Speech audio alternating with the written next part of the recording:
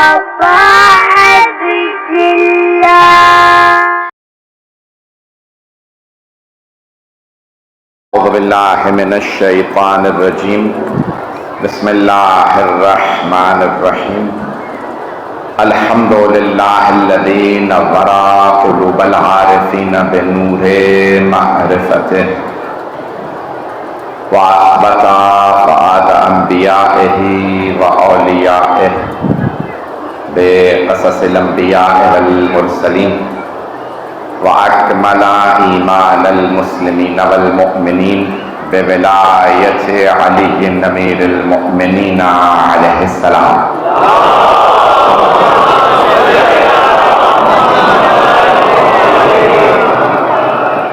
والصلاة والسلام والتحية والإكرام على أفضل الموجودات العبد المؤيد والرسول المسدد المصطفى الأمجد المحمود الأحمد أعني أبا القاسم محمد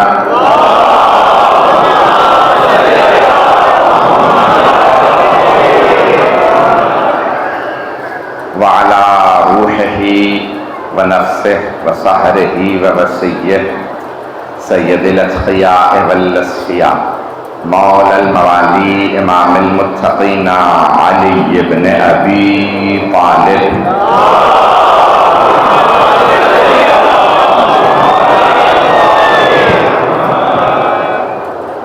وعلى أوصيائه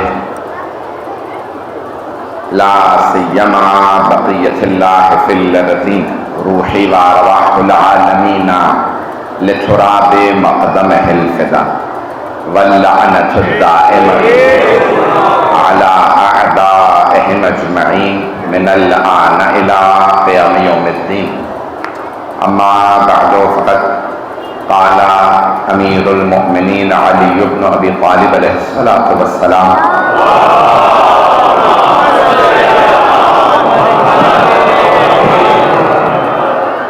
وتوخي منهم أهل التجربة صلوات على محمد وعلى محمد.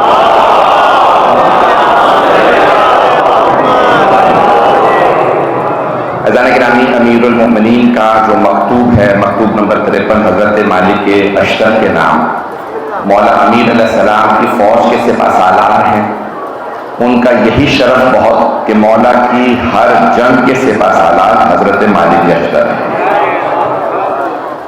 میں نے گزشتہ برس یا اس سے پہلے سال ایک عیسائی رائٹر کا جملہ پیش کیا تھا. اس جملے کو نہیں دہراؤں گا. ایک اور جملہ مجمع کی توجہ ہے میرے ساتھ.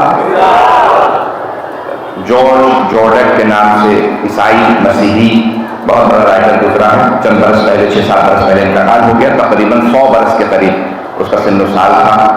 میں نے اس کا ایک جملہ پہلے بھی پیش کیا تھا. شاید اس جملے کو پیش کروں یا صرف اس جملے کو پیش کروں. اس نے کہا تھا میں عیسائی ہوں اور عیسائی ہی مرا ہے. اس نے کہا تھا کہ اگر میں علی کو عیسیٰ سے افضل لکھوں تو میرا دین اجازت نہیں دیتا کیونکہ عیسائی ہوں. لیکن اگر عیسیٰ کو علی سے افضل لکھوں تو عقل اجازت نہیں دیتا.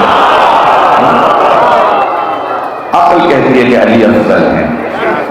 حضرت گرامی ان سے سوال کیا کسی نے جارج جورڈک سے, عیسائی رائٹر سے, لبنان کے تھے, کہ آپ اتنی سائنس ترقی کر چکی ہے, سائنسدانوں کو پڑھیں گے؟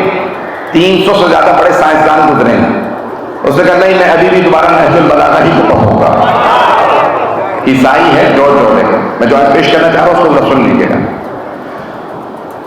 حضرت گرامی اس سے کہا کہ بھئی 300 سے زیادہ بڑے سائنسدان اور انہوں نے ساری 1400 سال کی ترقی دیکھی ہے. تم ان سائنسدانوں کو کیوں نہیں پڑھو گے, علی کو کیوں پڑھو گے جو 1400 سال پہلے گزرے ہیں؟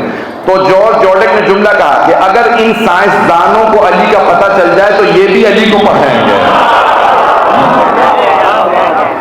حضرت گرامی ہم امیر المؤمنین کے خط کے اس حصے کی طرف پہنچے ہیں کہ جہاں مولا نے بتایا ہے کہ توخی منہم, اے مالک جب اپنے عہدیداروں کا انتخاب کرو تو ان کا انتخاب کیسے کرو. یہ پیش کرنا چاہ رہا ہوں کہ جب حکمران یا کوئی بھی آدمی اپنے عہدیدار انتخاب کرتا ہے، کمشنر کا، ڈپٹی کمشنر ہے، مختلف عہدیدار ہوتے ہیں نا، انتخاب کیسے کرو، یہ جتنی وزارتیں بانٹتے ہو کیسے بنانے ہیں، عہدیداروں کو کیسے، مسئولین، عربی میں کہتے ہیں مسئول ذمہ دار، جسے سوال کیا جائے، مسئولین جمع ہے ذمہ داروں کی۔ مولا فرماتے ہیں وتوخر منہم اہل التجربہ، سب سے پہلی شرط مولا فرماتے ہیں جو تجربہ کار افراد ہیں انہیں موقع دینا، جن کا تجربہ ہے۔ دوسرا مولا جو رخ پیش کر رہے ہیں، پھر مولا فرماتے ہیں والحیا، غیرت مندوں کو عہدے دینا، بہت بڑا جملہ ہے۔ میں سوچ رہا تھا یہاں پہ اس کو بہتر انداز سے سنا جائے گا تو وہاں پہ میرے بچے نوجوان، مولا فرماتے ہیں جو باحیا باغیرت لوگ ہیں انہیں عہدے دینا، بے غیرتوں کو عہدہ بھی نہ دینا۔ جب کسی بغیرت کو عہدہ دے دو گے تو وہ اس عہدے کے ساتھ وہی کچھ کرے گا جس نے جو کچھ اس نے اپنی زندگی کے ساتھ کیا ہے۔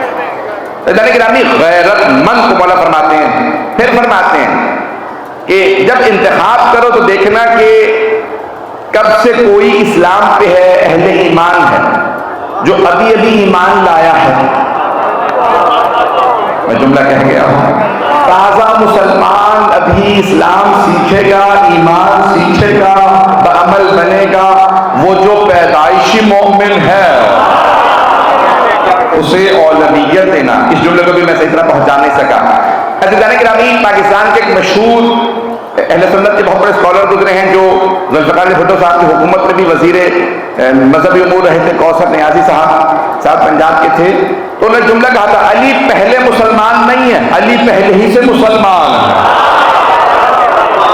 اگر میرے جملے پہنچ رہا ہے، عزیزان گرامی، یہ بہت اہم چیز ہے کہ دیکھنا کہ صادقہ کس کا کیا ہے۔ مولا فرما رہے ہیں خاندانی افراد، اردو میں کہا جاتا ہے خاندانی، یہ لفظ استعمال ہوتا نہیں، مجھے بزرگ بتائیں گے، خاندانی افراد کو دیکھنا، یہ نہ دیکھنا کہ یہ آدمی نہیں، دیکھنا خاندان نے کتنی خدمت کی ہے، اور اگر خاندان مصطفیٰ ہو، اجداد رسول خدا کی خدمت جناب ابراہیم سے لے کے رسول خدا تک خدمات بہت زیادہ، مولا فرماتے ہیں خاندانی افراد کو دیکھنا کتنی خدمات ہیں، خاندان کی کتنی خدمات ہیں۔ جانے گرامی، اسی لیے ہمیشہ ایک بات ذہن میں رکھ کے خدمت کریں، میرے بچوں میں یہ خدمت کام آئے گی، نہیں پہنچا سکا ہے جملے کو۔ جانے گرامی، حضرت عبداللہ بن مسعود صحابی رسول رضی اللہ عنہ، حضرت عبداللہ بن مسعود حافظ کل قرآن تھے اور قاضی تھے، دوسرے تیسرے خلیفہ کے، پھر بعد میں تیسرے خلیفہ نے ان کو معزول کر دیا کیونکہ انہوں نے تیسرے خلیفہ کے چچا جان بھائی کو سزا سنا دی تھی، تو ان کو معزول کر دیا گیا۔ کوفے کے قاضی تھے، ولید ابن عقبہ نے شراب پی کے نماز پڑھا دی تھی فجر میں 4 رکعت، تو کسی آدمی نے کہا کہ بھئی آپ نے 4 رکعت پڑھا دی ہے فجر کی، تو اس نے کہا 2 اور پڑھا دو، یعنی ہوش نہیں تھا کہ فجر کی کتنی ہوتی ہیں، بچے سے بھی پوچھے کہ اسے معلوم ہے۔ تو لوگوں نے کہا کہ ان کو ہلاؤ، ابھی شاید نیند میں ہے، کسی نے دھکا دیا تو ان کو قے ہو گئی، قے میں شراب نکل آئی، تو لوگوں نے کہا بھئی ہم لوگ پہلے پیتے رہے، اب چھوڑ دی ہے لیکن یہ شراب کی بو ہے۔ تو حضرت عبداللہ بن مسعود نے سزا سنا دی، تو تیسرے خلیفہ نے کہا تھا کہ خبردار سزا مت دیجیے گا، یہ میرے کزن ہیں۔ تو مولا امیر فرما رہے ہیں اے مالک، کبھی رشتہ داریوں کو نہ پالنا، اقربا پروری نہ کرنا۔ کچھ لوگ پہنچ گئے اور بات یہ فرا جب تک میں کھل کے سارا نہیں پڑھوں گا تب تک نہیں بولیں گے۔ عزیزان گرامی، اقربا پروری اسلام میں حرام ہے۔ خاندان دیکھنا خدمت گزار ہے یا نہیں، یہ نہ دیکھنا میرا خاندان ہے۔ آج سیاست جو پاکستان میں چل رہی ہے وہ خاندانی سیاست چل رہی ہے، کراچی سے لے کے پشاور تک چلے جائیے، ہر آدمی کہہ رہا ہے کہ میرا خاندان پہلے، چاہے مستحق عہدے کا کہیں پہ بھی ہو۔ بولا فرما رہے خبردار، جو اہل افراد ہیں انہیں سب سے زیادہ اذیت اس بات سے ہوگی جب ہم کہتے ہیں خاندان رسالت بھی، اس میں بھی کیونکہ اہل بیت کا مقام کچھ اور، کسی اور کا امت میں مقابلہ نہیں ہے اہل بیت علیہ السلام سے۔ میرے جملوں پہ غور کرتے رہیے گا، میں جانتا ہوں میں سب جملے کہہ رہا ہوں۔ مولا فرماتے ہیں کہ دیکھنا صادقہ کتنا ہے، دیکھنا غیرت مند ہے یا نہیں ہے، کچھ اور صفات بیان کی، میں سارا پڑھنا چاہ رہا ہوں۔ پھر مولا فرماتے ہیں دیکھنا اخلاق کیسا ہے، خندہ پیشانی سے بات کرتا ہے، لبوں پہ مسکراہٹ ہے کہ ہمیشہ تلخ رہتا ہے، اسے عہدے کا نشہ رہتا ہے یا خدمت کا شوق۔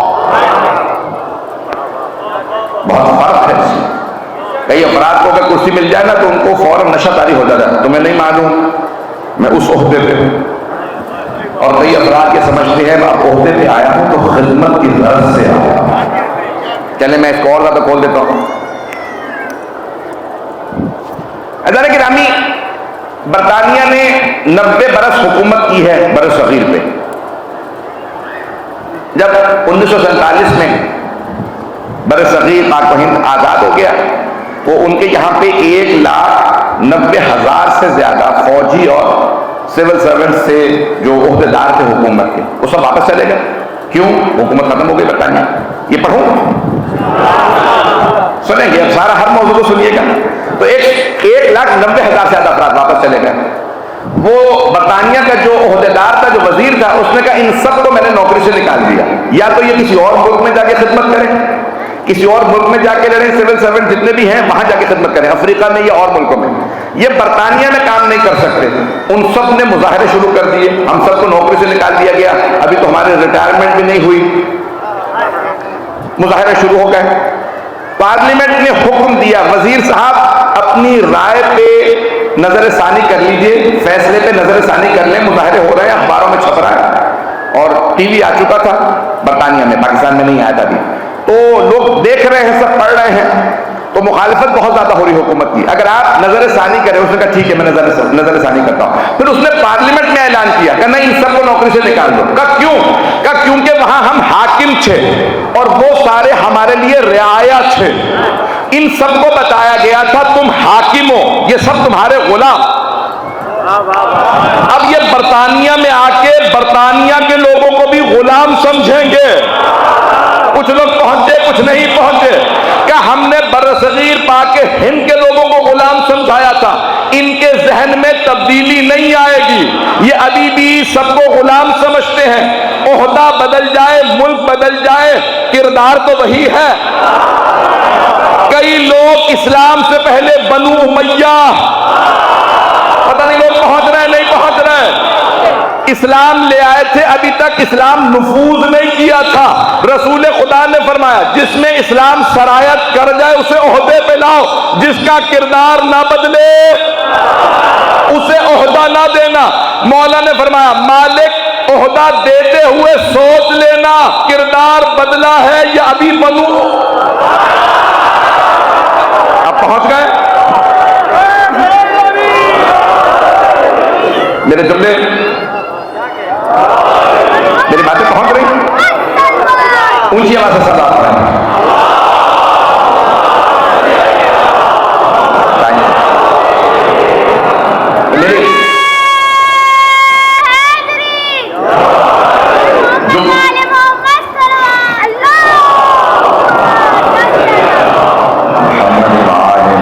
جملوں پہ غور کرتے رہیے گا. عزیزان گرامی، سب سے بڑا جو کمال تھا، میں اب اس سے بھی زیادہ کھل کے پیش کرنے لگا ہوں. رسول اسلام نے بھی جب عہدے تقسیم شروع کیے، مکے میں چند افراد تھے، انگلیوں پہ گنے جا سکتے تھے. ان میں کہا میرے امور کے متصدی، امور کو چلانے والے ہوں گے چچا ابو طالب. توجہ، رسول خدا نے فرمایا سارے امور کو دیکھیں گے میرے چچا. توجہ، بزرگ ہیں، تجربہ کار بھی ہیں، با کردار بھی ہیں، کل ایمان کے باپ بھی ہیں. یہ کردار چاہیے اسلام کی نشر و نما کے لیے، اسلام کو پالنے کے لیے ابو طالب کے ہاتھ چاہیے. میں ابھی اور زیادہ کھلنے لگا ہوں. عزیزان گرامی، رسول اسلام نے بڑے بڑے افراد کو دیکھا، بہت سے افراد مسلمان ہو رہے تھے کہ ابھی یہ اس لائق نہیں کہ اسلام ان کے ہاتھ میں دے دیا جائے. ان کے ہاتھوں میں اسلام دیا تو اسلام کھلونا بن جائے گا. ابو طالب کے ہاتھوں میں دیا تو مجھے خود پتا ہے کیسے پالیں گے. انہوں نے مجھے پالا ہے.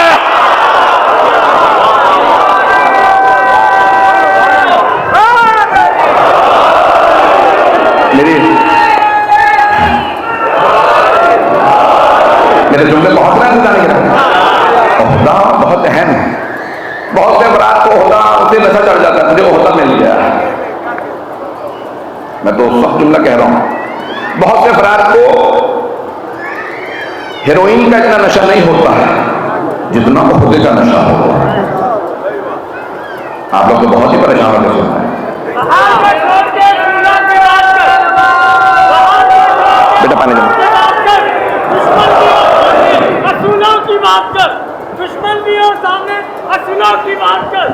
ارے گھیر تو بھاگے تھے گھوڑوں کے ساتھ, تو گھیروں کو چھوڑا رسولوں کی بات. حضرت گرامی میرے جملوں پہ غور کرتے رہیے گا. عہدہ دیتے ہوئے کسی کو بھی اس بات کو مد نظر رکھیے خاندانی پس منظر کیا ہے, اخلاق کیسا ہے, غیرت ہے یا نہیں ہے.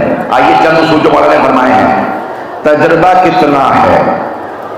مولا امیر علیہ السلام کا نہج البلاغہ میں ایک جملہ ہے, خاص طور سے نوجوانوں اور بچوں کے لیے پیش کر رہا ہوں. بڑوں کا احترام کیوں ضروری ہے.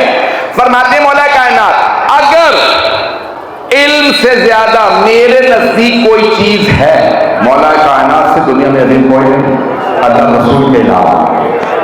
میں جملوں پہ بات کروں. مولا فرماتے ہیں اگر میرے نزدیک علم سے زیادہ کوئی چیز ہے تو وہ تجربہ. آپ علم کسی کو دے سکتے ہیں, تجربہ کسی کو نہیں دے سکتے.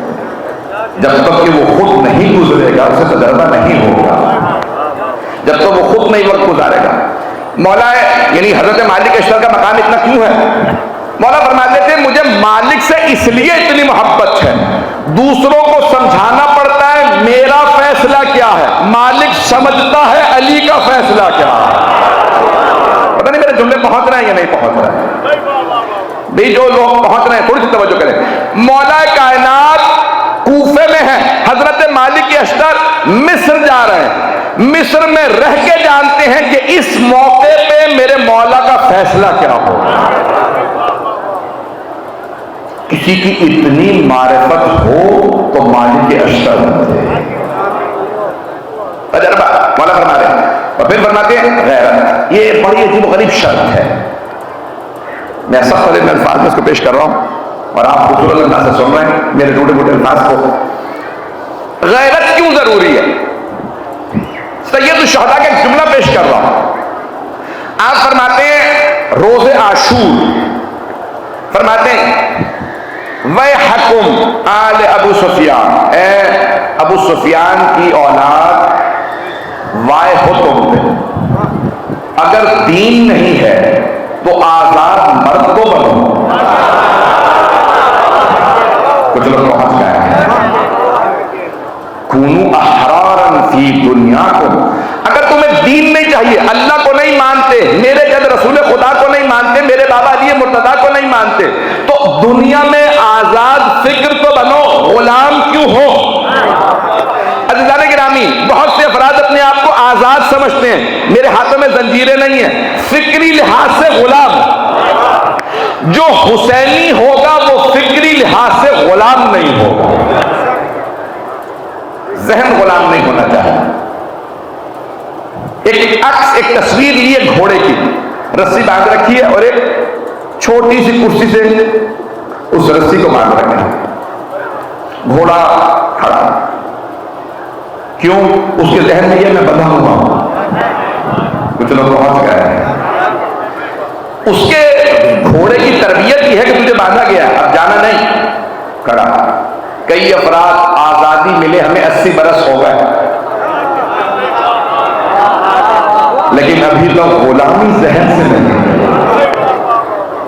اور کئی ہیں بھی حکمران لیکن ذہنی طور سے غلام. لباس دیکھیے تو غلامی کا اندازہ ہوگا, گفتگو دیکھیے تو غلامی کا اندازہ ہوگا. میں بہت سی باتیں کھل کے نہیں پڑھ سکتا ہوں. پیسے کا نام نمود کا شوق دیکھیے, غلامی کا احساس ہوگا. یہ جو رسول خدا نے کہا تھا نا کہ ساری زنجیریں غلامی کی توڑ دو, میں جانتا ہوں میں بہت سخت ترین الفاظ میں کہہ رہا ہوں, لیکن میں پڑھوں گا, کھل کے پڑھوں گا. حضرت گرامی سرور کائنات مولا امیر نے اہل بیت میں غلامی کی زنجیروں کو توڑا. بنو امیہ نے آزاد قوم, اسلام کے مسلمانوں کے آزاد لوگوں کو دوبارہ غلام بنایا. ایک بہت بڑا یہودی یا مغربی مفکر, یہودی چلیں گے کاٹ دیجیے گا, مغربی مفکر جرمنی کا, وہ کہتا ہے کہ ہمیں یزید اور اس کے باپ کے مجسمے پورے مغرب میں لگانے چاہیے, یورپ کے ہر ملک میں. اگر یہ دونوں نہ ہوتے تو پوری دنیا میں اہل بیت ہی کا نام ہوگا. میں بہت کھل کے پڑھ رہا ہوں. اللہ نے گرامی آج میں سارے مسلمانوں کو دعوت دے رہا ہوں، موجودہ حالات میں خدا را بغیر تعصب کے اہل بیت کو پڑھیے تو صحیح، اہل بیت کی طرف آئیے تو صحیح. ہمارے یہاں کے ان پڑھ افراد بھی جو اہل بیت کو مانتے ہیں آزاد فکر ہے، اور یہ میرا اور آپ کا کمال نہیں، یہ ان مجلسوں کا کمال ہے. جو فرش عذاب پہ آتا ہے اس کی فکر آزاد ہو جاتی ہے، وہ کبھی غلامی تسلیم نہیں کرتا. بھائی ذرا نئے غلامی کے میں بتا دیتا ہوں اصول کیا ہے. پہلا اصول، زنجیر چلی گئی ہے، پلاسٹک کا کریڈٹ کارڈ آ گیا ہے.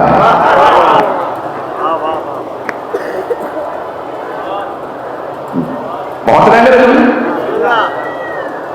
انہوں نے بدل دیا، اچھا بینک بیلنس آ گیا. آدمی 100 دفعہ سوچتا ہے کہیں میرا کاروبار ضبط تو نہیں ہو جائے گا اگر میں نے اہل بیت کی حمایت کر دی. عزیزان گرامی ایک جملہ کہہ رہا ہوں بہت سخت ہے، اگر آپ بولے تو میرا دل خوش ہو جائے گا کہ شاید میرا جملہ پہنچ گیا. تاریخ کے یزید ملعون پہ لعنت کرنا بڑا آسان ہے. مر چکا، مردود جہنم میں جل رہا ہوگا، ہمارا کیا بگاڑ سکتا ہے. لیکن آج کے یزید پہ لعنت کرنا بڑا مشکل ہے. پتہ نہیں پہنچ رہے ہیں میرے بچے، میرے بھائی. یزید ختم نہیں ہوئے، ہر دور میں یزید ہے. جہاں پہ بھی آپ دیکھیں گے حسینیت کی مخالفت ہے، عقیدے کی جنگ نہیں ہے کربلا. کہ جو آج بہت سے مسلمان کہہ رہے ہیں عقیدے کی جنگ ہے، خدا کی قسم کربلا عقیدے کی جنگ نہیں، حق و باطل کی جنگ. میرا یہ جملہ پہنچ گیا. امام حسین حق ہے، جو مخالفت کرے وہ باطل ہے. صرف یزید باطل نہیں ہے. پتہ نہیں میرے جملے پہنچ رہے ہیں نہیں پہنچ رہے. جو حسینیت کی مخالفت کرے وہ باطل ہے. وہ اپنے آپ کو جو مرضی لکھ لے، ہم اسے یزید ہی کہیں گے.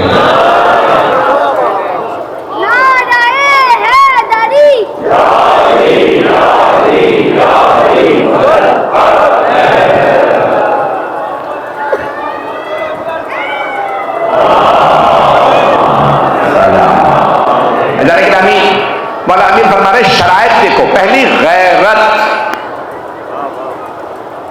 یہ بہت بڑی شرط ہے.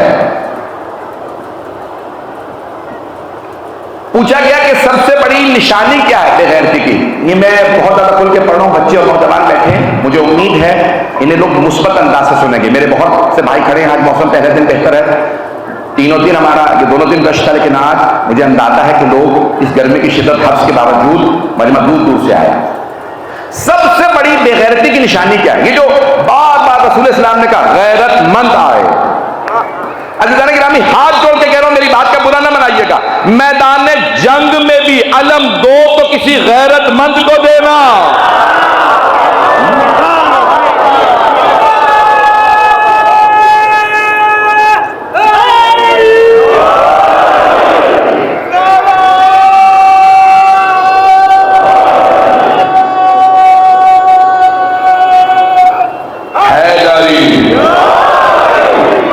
میں ممنون ہوں آپ کی محبتوں کا کہ میرے سخت ترین الفاظ کو، سخت ترین جملوں کو آپ محبت سے سن رہے ہیں. غیرت مند کو دینا. غیرت مند کہے گا میں مرتا ہوں تو مر جاؤں، میں علم پھینک کے نہیں بھاگوں گا.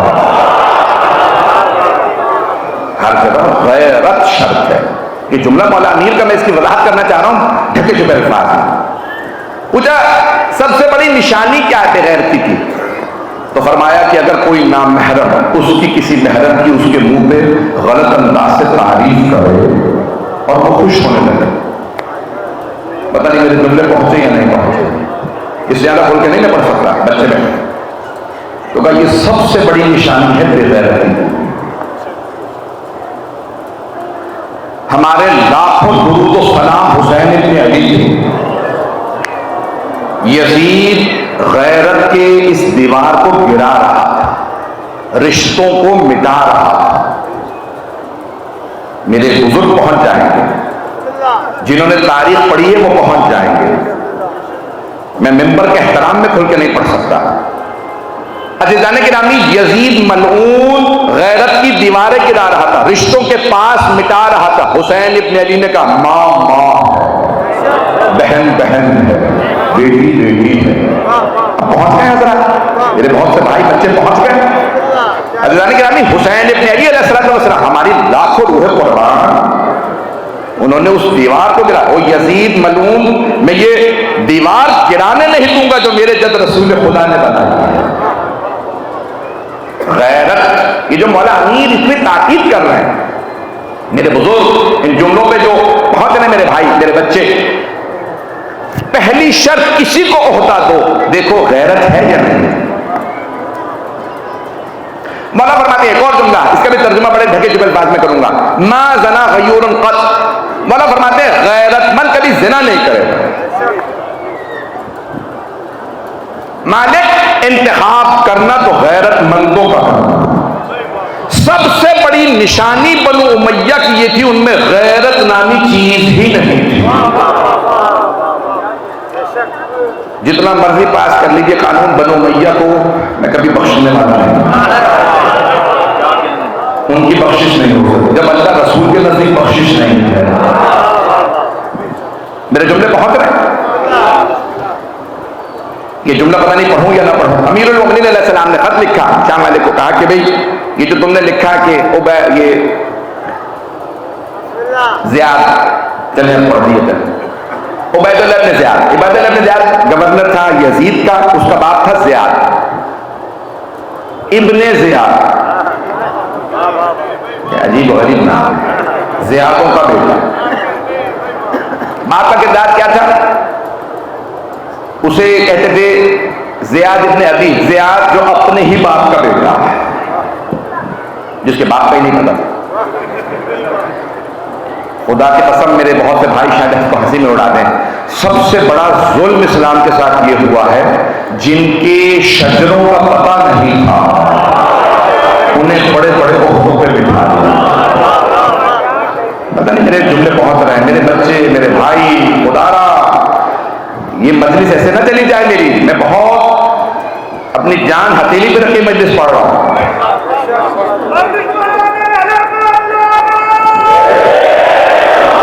چلتے رہیے گا، میں بھی ٹائم لینا چاہتا ہوں، تھوڑی سی دیر اس کو میں وضاحت کرنا چاہتا ہوں. اس نے کہا یہ زیاد میرا بھائی. پہنچ گئے، کس نے کہا؟ شام والے نے کہا. اس نے کہا یہ میرا بھائی. مولا نے خط لکھا، نظر بلان میں ہے، خبردار ایسا مت کر. رسول خدا کی حدیث ہے، شیعہ سنی دونوں کتابوں میں، الولد للفراش وللآخر حجر. جس بستر پہ جو بچہ پیدا ہو وہ اسی باپ کا، اور اگر کوئی دعویٰ کرے میرا بچہ ہے اسے سنسار کر دو. خبردار ایسی بات مت کر. اس نے کہا یا علی آپ بیچ میں مت آئیے، میرے باپ نے بتایا تھا کہ یہ میرا بھائی ہے. مولا نے کہا تو اس کی ماں کو بھی گالی دے رہا ہے، اپنے باپ کو بھی گالی دے رہا ہے.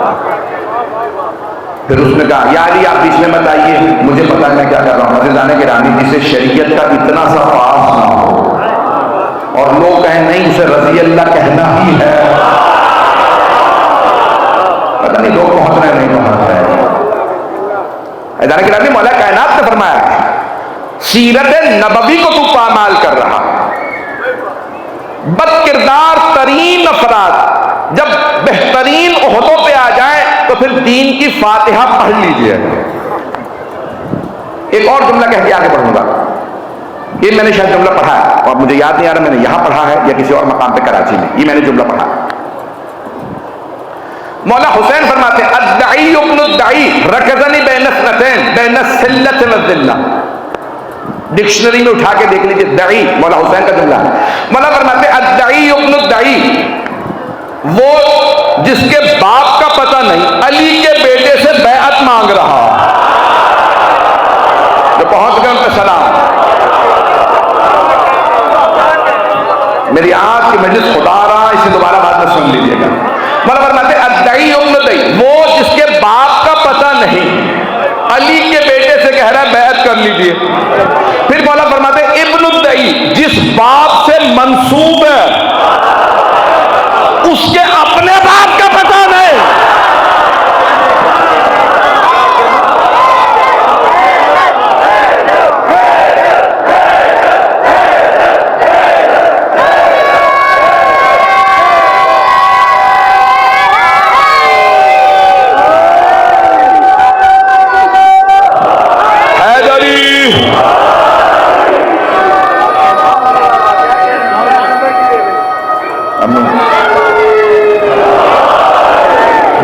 سمجھ میں آ رہی؟ میرے جملے سمجھ میں آ رہے ہیں؟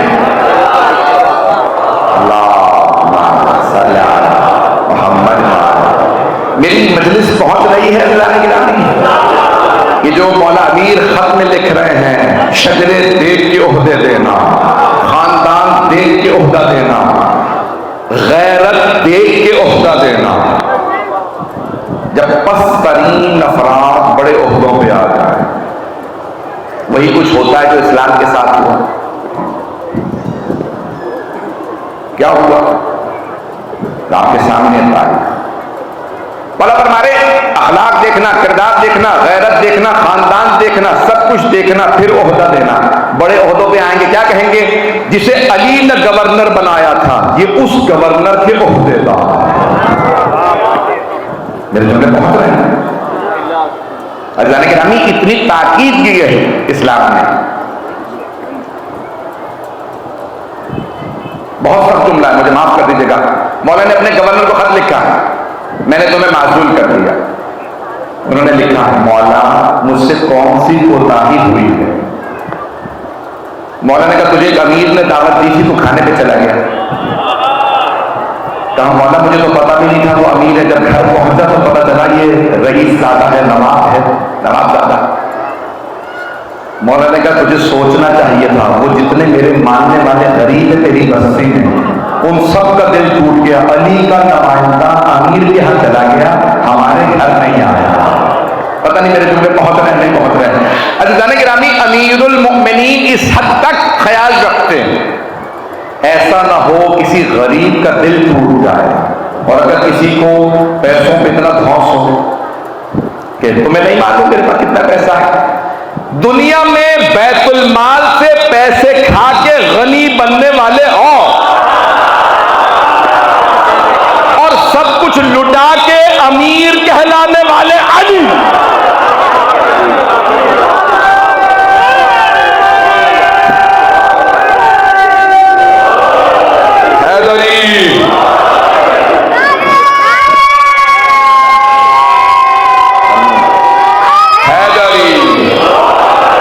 میں جانتا ہوں مجمع اس طرح کا نعرہ بند نہیں پہنچتا۔ ایسا نہیں کہانی، یہ چھوٹی چھوٹی چیزیں ہیں لیکن ان کی پابندی کا امیر المؤمنین سکھا رہے ہیں خیال رکھنا۔ سید الشہداء نے کیا کیا؟ ایک مقام سے گزر رہے ہیں، دیکھ رہے ہیں کہ ایک جوان ہے جو پانی کے لیے سفر کر رہا ہے، ساتھ میں بوڑھی ماں اور اس کے ساتھ ایک جوان خاتون ہے۔ مولا نے کہا کہاں جا رہے ہو؟ کہا پانی لینے جا رہا ہے۔ کہا پانی اسی زمین میں موجود ہے، دور کیوں جاتے ہو؟ توجہ جو پہنچ گئے ہیں وہاں پہ کہہ دی، کہا پانی اسی زمین میں موجود ہے۔ کہا نہیں ہم تو بہت دور سے دریا سے پانی لے کے آتے ہیں، یہاں پانی نہیں ہے، میری ماں میری زوجہ میری نئی شادی ہوئی ہے، چند دن ہوئے ہیں، میں پانی لینے جا رہا ہوں۔ مولا نے کہا رکو میں اسی زمین سے پانی نکال کے دیتا ہوں۔ توجہ، مولا نے کہا آپ پاس ذرا یہیں پہ، آپ کنواں کھودیے، کچھ دیر میں پانی نکل آیا۔ وہ عیسائی تھا، اس نے کہا یہ تو نبیوں کی صفت ہے، بنجر زمینوں سے پانی نکال کے سیراب کر دے۔ اگر امام حسین کو ایک عیسائی کو شہدائے کربلا میں لانا ہو، توجہ، عیسائی کا کردار اتنا بلند دیکھا کہ اسے اپنوں میں لے آؤ، معجزہ ایسا دکھایا، قدموں میں گرا کہا میں ایمان لاتا ہوں یا آپ نبی ہیں یا نبی کے بیٹے۔ لیکن جب امتحان کا وقت آیا تو مولا نے کہا پروردگارا میرا کوئی بچہ بھی پانی کا گھلا نہیں کرے گا، کہے گا پیاس ہے لیکن یہ نہیں کہتا خدا کہاں ہے ہمیں پیاسا کیوں رکھا۔ یہ حسین ابن علی کا اعجاز ہے، خدا کی قسم اگر اشارہ کر دیتے زمین کربلا سے فوارے بلند ہو جاتے۔ جناب علی اصغر کو اگر زمین پہ لٹا دیتے نا تو جیسے مکے میں زمزم کا پانی جاری ہو گیا تھا، خدا کی قسم میں مبالغہ نہیں کر رہا، جناب علی اصغر کے قدموں سے پانی جاری ہو جاتا۔ لیکن حسین ابن دکھانا چاہتے تھے ہم امتحان دیں گے، وہ امتحان جو انبیاء अलैहिस्सलाम लरज़ने लगे, परवरदिगारा इससे आगे नहीं जा सकता। ऐसा ही है? नहीं, आप मैं पहुंचा नहीं पाया बात को। अज़ीज़ान गिरामी, जनाबे इब्राहीम जब जा रहे थे ना मक्के से, तो कुरान करीम में है बिवादिन गैर ज़ी ज़रइन, परवरदिगारा जिस सरजमीन में न पानी है न पौधे, तूने मेरी बीवी और एक ही बच्चा बुढ़ापे में दिया था, मुझे हुक्म दिया है यहाँ छोड़ के चला जाओ, तेरा हुक्म है इसलिए जा रहा, मेरा दिल नहीं मानता। अल्लाह ने कहा इब्राहीम चले जाइए, मैं बंदोबस्त कर दूंगा। हजरत अय्यूब, उनकी जब जौजा पे हर्फ आया ना हजरत रहमा पे, लोग कहने लगे कि यूसुफ नबी की बेटी है, इनसे कहो चेहरा नहीं दिखाना तो काट के बाल दे दे, हम देखें बाल कितने खूबसूरत हैं। जनाब अय्यूब ने कहा परवरदिगारा मेरी नामूस पे हर्फ आए मैं बर्दाश्त नहीं करूंगा, मैंने बेटे के लिए सेहत दे दी, बीमारी अपना ली, लेकिन इससे आगे मैं इम्तिहान नहीं दे सकता। जहां जनाब अय्यूब का सब्र खत्म हुआ, वहां मौला सज्जाद का इम्तिहान शुरू हुआ। पहुंच गए बच्चे जहां अंबिया लरस गए। मैं वक्त नहीं था तफसील में, मैं और बयान करूं। पहुंच रहे हैं भाई मेरे बच्चे। 3 मुहर्रम भी गुजर गई।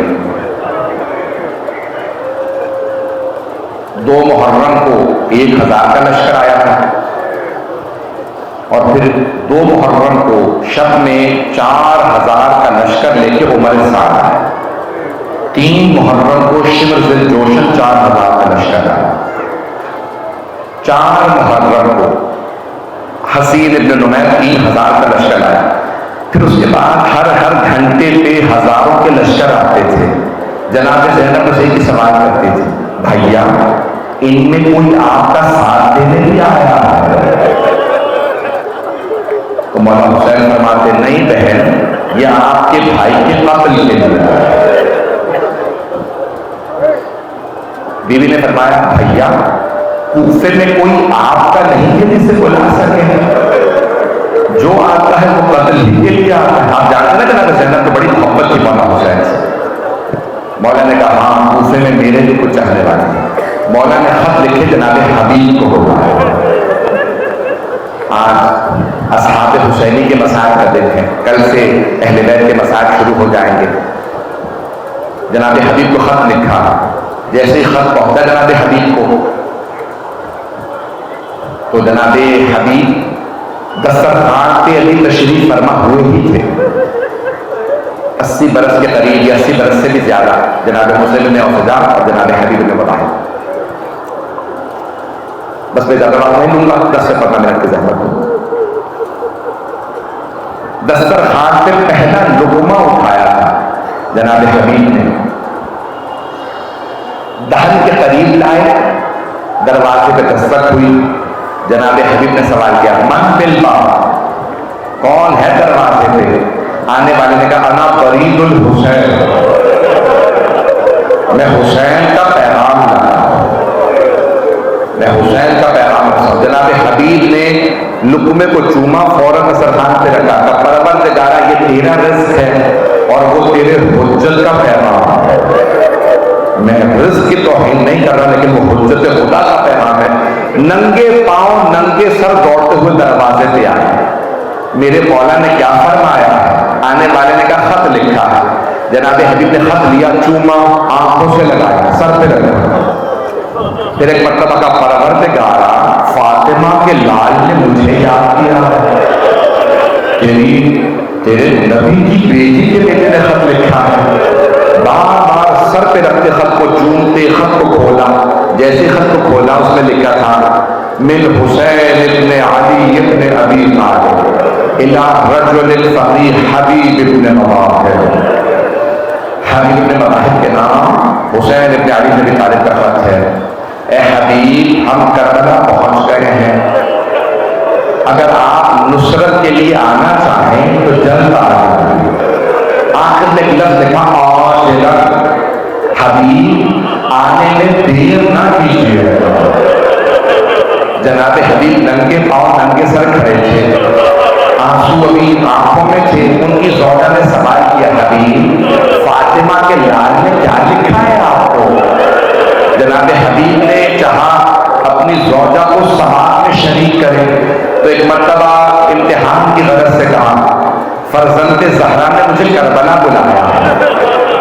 تو جناب حبیب کی زوجہ نے ایک مرتبہ جناب حبیب کو دیکھا پھر سوال کیا کیا سوچا تھا آپ نے, کیا فیصلہ کیا؟ کہ سوچ رہا ہوں کربلا جاؤں کہ نہ جاؤں. جناب حبیب کی زوجہ کی آنکھوں میں آنسو آئے. کہا حبیب فاطمہ کا لال آپ کو بلائے اور آپ سوچ رہے ہیں میں کربلا جاؤں یا نہ جاؤں؟ حبیب اپنی تلوار مجھے دے دیجیے, میں اپنی جان فاطمہ کے لال پہ قربان کر دوں گی, میں اپنا گلا کاٹ کے پیش کروں گی. حبیب آپ سوچ رہے ہیں؟ جناب حبیب نے فرمایا اے کنیز خدا, آیا ممکن ہے مجھے حسین بلائے اور حبیب کربلا نہ جائے؟ میں سر کے بل جاؤں گا, کیسے ممکن ہے میں نہ جاؤں؟ بس ایک مرتبہ جناب حبیب نے اپنے غلام کو آواز دی کہ میرے گھوڑے کو تلوار کو لے کے کوفے کے باہر پہنچ جا, کیونکہ عبید اللہ ابن زیاد نے پابندی لگا دی تھی کوئی کوفے سے باہر نہیں جا سکتا. جناب حبیب نے غلام سے کہا تو چلا جا, اگر دیکھ سکے تو دیکھیے گا. اپنے گھر سے باہر نکلے, راستے میں دیکھا حضرت مسلم ابن اوسجہ شہداء کربلا میں ہیں, جناب حبیب کے چچا دار بھائی تھے, 90 برس کے قریب ہیں. دیکھا ہاتھ میں خضاب لیے جناب مسلم غسل خانے جا رہے ہیں. کہا مسلم کہاں جا رہے ہیں؟ کہا میں خضاب کرنے جا رہا تھا. کیا بات ہے اتنے پریشان کیوں ہیں؟ کہا مسلم پتہ ہے حسین کربلا آ گئے ہیں. جناب مسلم بہت غیرت مند تھے. کہا حبیب آپ کو کیسے معلوم؟ کہا مجھے حسین نے خط لکھا ہے. جناب مسلم نے کہا کیا فیصلہ کیا؟ کہا ابھی جا رہا ہوں. کہا حبیب تنہا نہ جائیے گا, مجھے ساتھ لے کے جائیے گا. خضاب زمین پہ پھینکا, فوراً کہاں ملیں گے؟ کہا کوفے کے دروازے کے پیچھے ملیں گے, جلدی ہو سکے ابھی تلوار لو اور فوراً آ جاؤ. جناب مسلم ابن اوسجہ کی قبر چھپی ہوئی تھی, تلوار لی, خاموشی سے دروازے سے باہر نکلے. جناب حبیب کو آنے میں دیر ہوئی تو غلام کہہ رہا تھا گھوڑے سے اگر میرے مولا نانا آئے میں خود تجھ پہ سوار ہو کے کربلا چلا جاؤں گا, پر میں اپنی جان فاطمہ کے لال پہ قربان کر دوں گا. جناب حبیب نے کربلا کا رخ کیا, بلند آواز سے کہا مولا اتنے غریب ہو گئے, اب تو غلام بھی آپ پہ غیرت کھا رہے ہیں. ایک مرتبہ جناب حبیب نے اپنے غلام سے کہا میں نے تجھے آزاد کیا. گھوڑے پہ سوار ہوئے, کہا غلام سے تم آزاد ہو چلے جاؤ. غلام نے کہا اب مجھے آزادی نہیں چاہیے, مجھے اب مولا حسین کی بارگاہ میں لے چلیے, مجھے شہید ہونا ہے, مجھے حسین پہ جان قربان کرنی ہے. بس بھئی اب سب ادھر دیکھیے گا, 5 سے 10 منٹ کی زحمت دوں گا. جیسے ہی جناب حبیب کربلا پہنچے, 7 محرم کا دن تھا یا 8 محرم کا دن تھا, جناب سید الشہداء کھڑے ہوئے اور باہیں پھیلا کے کہنے لگے. میر انیس نے اپنے مرثی میں کہا ہے نا کہ گلے مل مل کے حسین ابن مظاہر سے یہ بولے تم کو غربت میں میرے دوست بہت یاد آئے. جیسے ہی جناب زینب نے دیکھا نا مولا حسین کھڑے ہوئے ہیں اور کسی کا استقبال کر رہے ہیں باہیں پھیلا کے, جناب زینب نے آواز دے کے کہا فضہ دیکھیے تو صحیح آیا کون ہے, میرا بھائی خود کھڑے ہو کے استقبال کر رہا ہے.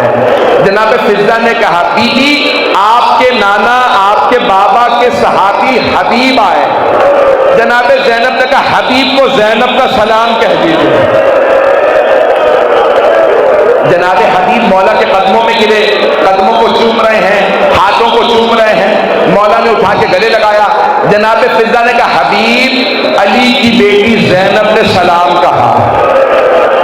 جناب حبیب نے امامہ اتارا, گھٹنے پہ مارا اور رو کے کہنے لگے مولا اتنے غریب ہو گئے, مولا آپ بہنوں کو ساتھ لے آئے, مولا کوفے کے حالات اچھے نہیں ہیں, مولا علی کی بیٹیاں کوفے کے بازاروں میں نہ جائیں.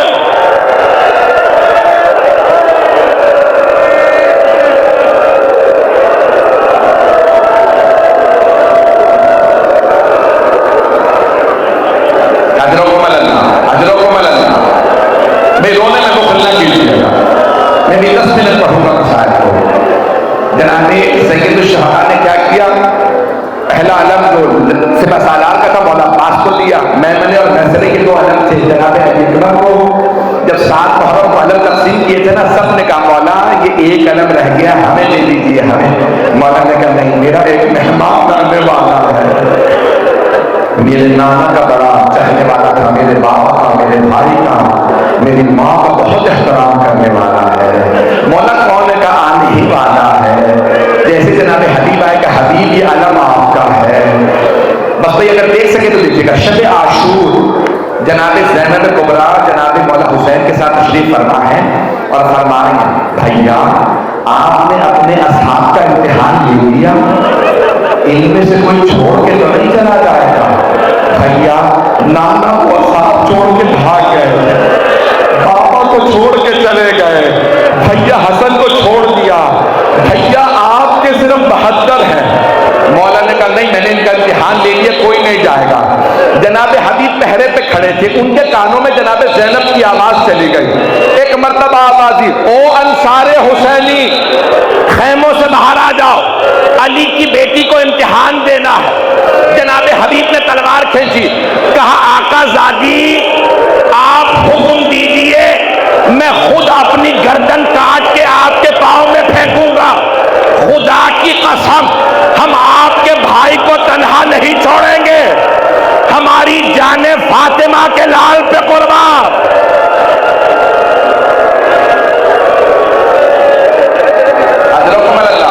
بھائی رونے میں بخل نہ کیجیے گا. جناب زینب اونچی اونچی رونے لگی. اماں ذرا آ کے دیکھیے.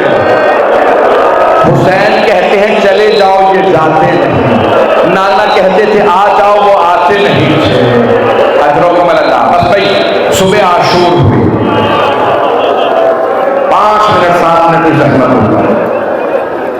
صبح عاشور ہوئی، جناب عباس تشریف لائے. مولا مجھے اجازت دیجیے، یہ بزرگ انصار بہت پیاسے ہیں، ان سے لڑا نہیں جائے گا. مولا ان دشمنوں کو میں دیکھ لوں گا، مجھے اجازت دے دیجیے. مولا نے فرمایا عباس آپ میرے لشکر کے سپہ سالار ہیں.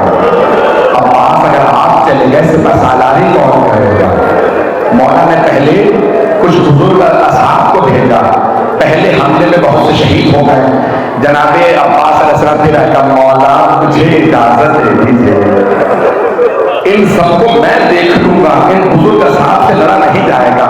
بس بھئی ایک مرتبہ جناب مسلم میں 87 برس کے تھے، 90 برس کے قریب جب گئے نہ گرے، جناب حبیب دوڑتے ہوئے آگے بڑھے. دیکھوں مسلم کی کیا حالت ہے. دیکھا مولا حسین نے سر دانوں پہ رکھا ہے، جناب مسلم سسکیاں لے رہے ہیں، سسک رہے ہیں، خوش لب ہیں، تڑپ رہے ہیں. جناب حبیب نے جملہ کا مسلم اگر مجھے یہ پتا ہوتا میں بہت دیر تک زندہ رہوں گا تو میں پوچھتا مسلم کوئی وصیت تو نہیں ہے، وصیت کر دیجئے. جناب مسلم نے کانپتے ہوئے لبوں سے کہا حبیب آپ پوچھیں نہ پوچھیں، میں ایک وصیت کرنا چاہتا ہوں. جناب حبیب آگے بڑھے، کہا مسلم کیا وصیت ہے؟ جناب مسلم نے روتے ہوئے آنسوؤں سے ایک مرتبہ کہا، مولا حسین کی طرف اشارہ کرے، حبیب اوسی کا لحاظ میں وصیت کرتا ہوں فاطمہ کے لال کو تنہا نہ چھوڑنا. حسین اکیلے رہ گئے ہیں، کوئی نہیں رہا. جناب حبیب نے کہا مسلم اس وصیت کی ضرورت نہیں تھی، ہم جانے دے دیں گے، فاطمہ کے لال کو اکیلا نہیں چھوڑیں گے.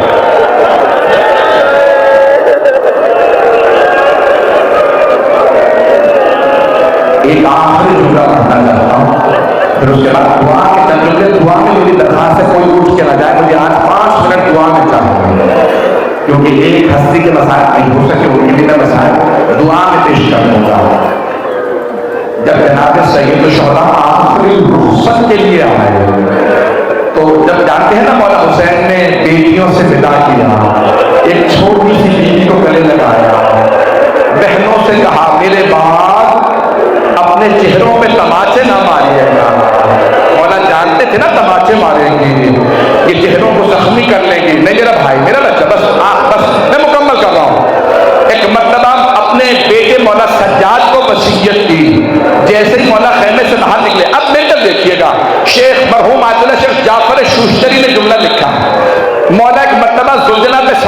پہنچنے سے پہلے نظر یمیناً و نظر شمالاً، مولا نے پہلے دائیں طرف دیکھا، پھر بائیں طرف دیکھا، پھر بڑی حسرت سے کہا او عباس، او علی اکبر، او قاسم، او حبیب، میں نے آپ سب کو گھوڑوں پہ سوار کرایا تھا، آ کے دیکھیے میں تنہا رہ گیا، مجھے کوئی سوار کرانے والا نہیں ہے۔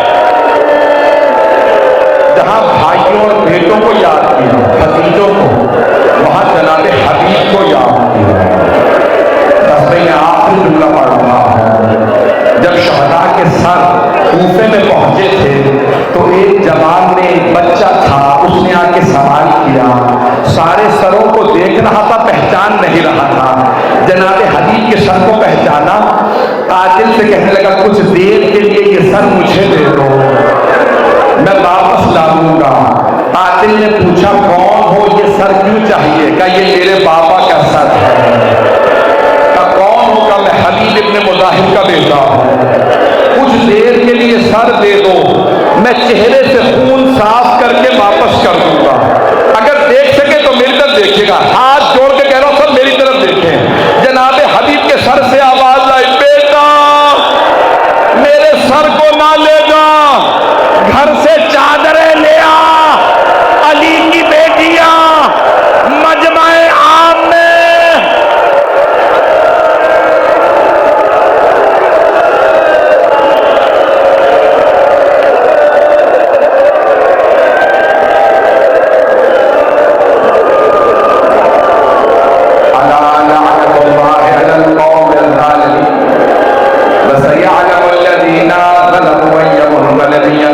میری سب سے درخواست ہے، مجھے صرف 2 سے 4 منٹ دے دیجیے، دعا ہاتھوں کو بلند رکھ دیجیے، 3 کو حضرت گزر رہے ہیں۔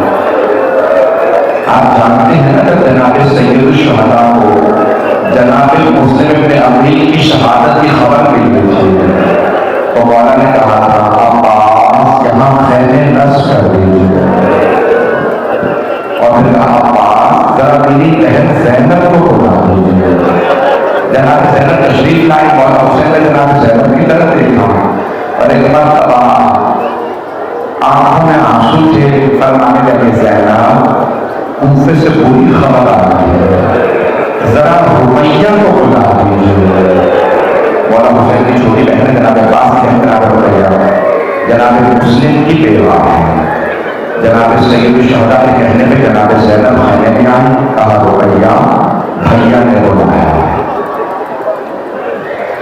بری خبر ہے۔ جناب رقیہ نے اپنی بیٹی کو حاصل عاتقہ ماموں نے بلایا ہے، میرے ساتھ چل رہی ہے۔ جناب عاتقہ جناب مسلم کی یتیمہ ہے، جناب رقیہ نے انگلی پکڑی، جیسے ہی جناب عاتقہ کو آتا دیکھا مولا حسین مسند سے کھڑے ہو گئے، یتیم بچی آ رہی ہے۔ مولا آگے بڑھے، سر پہ ہاتھ رکھا جناب عاتقہ نے، جناب عاتقہ نے رو کے جملہ کہا مامو جان میرے بابا خیریت سے ہے؟ مامو جان آپ نے ایسے ہاتھ رکھا ہے میرے سر پہ جیسے یتیموں کے سر پہ ہاتھ رکھا جاتا ہے۔ مولا حسین نے فرمایا بیٹی اپنے آپ کو یتیم نہ سمجھیے گا، ابھی مامو زندہ ہے۔ جناب عاتقہ رونے لگی، مولا حسین نے کہا زینب میری صندوقچی لا دیجیے۔ میری صندوقچی لائی، مولا حسین نے 2 بالیاں نکالی صندوقچی سے اور جناب عاتقہ کے کانوں میں اپنے ہاتھوں سے بالیاں پہنائی۔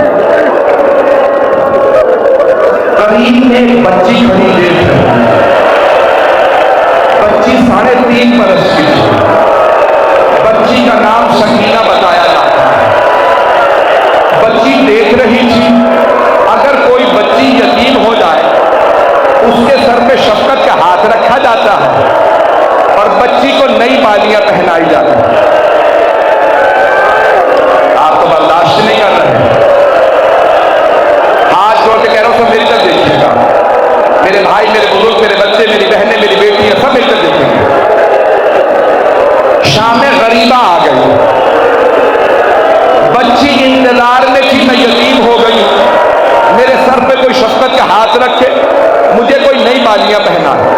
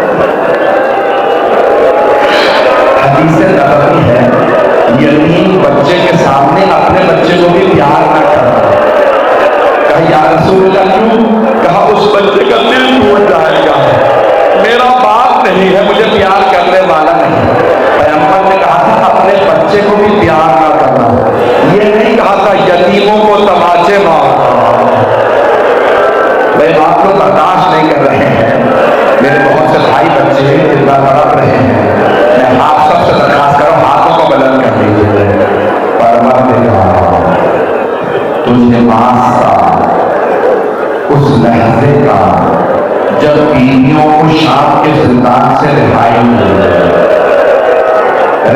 मिलने के लिए तो सब बीवियां ऊंची ऊंची रोने लगती है।